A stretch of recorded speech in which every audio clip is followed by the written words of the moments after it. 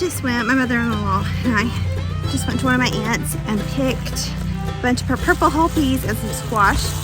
We got 2 5-gallon buckets worth of veggies. Not all of those were peas, not all of those were squash. We got, I think, a bucket. I'm trying to get everything in the truck.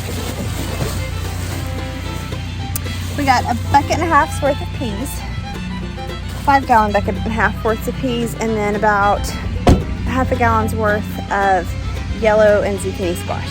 So I'm gonna take them home, get them spread out on a sheet so they don't go through a heat overnight in the plastic bag, and then in the morning me and the kids will get up and shell them and start processing them.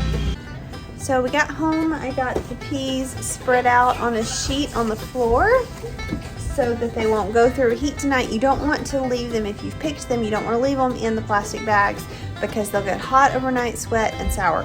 So it's best to have them spread out on a sheet so they can breathe through the night, and then in the morning we'll get up and me and the kids will get all these shelled. But I'm pleased.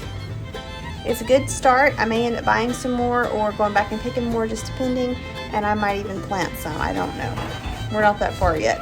But I am happy. We are going to have purple whole peas to eat this week, and I am excited.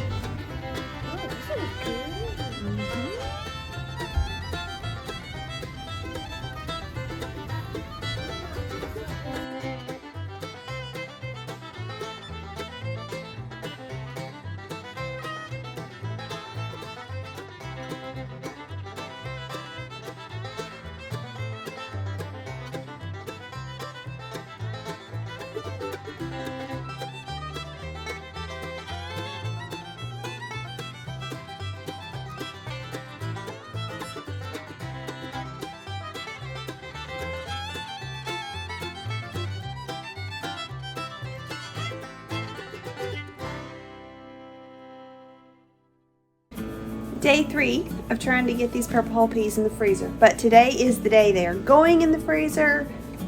We can't push it another day.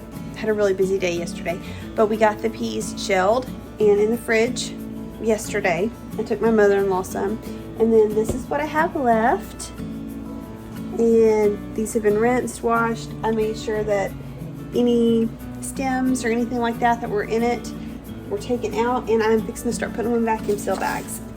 To do it this way is my favorite way because it's so quick. I am eventually going to put some up in jars when I get another pickings worth, but for this, this is like the quickest way to do it. If you have freezer space and a vacuum sealer, that's all you need.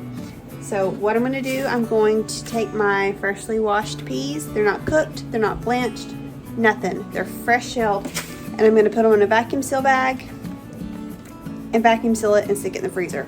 This way they will taste like they just came out of the garden. I did this 2 years ago and I still had a couple packages of peas left. 2 years later, we opened them, cooked them, and they still taste as fresh as the day that we shelled them and put them in the freezer. So I'm a huge fan of this method just because it's so fast, and if you don't have a whole lot, like you don't have a whole canner's worth of peas to can, if you have a vacuum seal bag's worth, you can do it this way and you don't have to drag out a whole bunch of stuff. But I'm going to do that. I think I have enough for maybe two packages, and I'm going to keep enough out for supper, but I'll show you how to do it.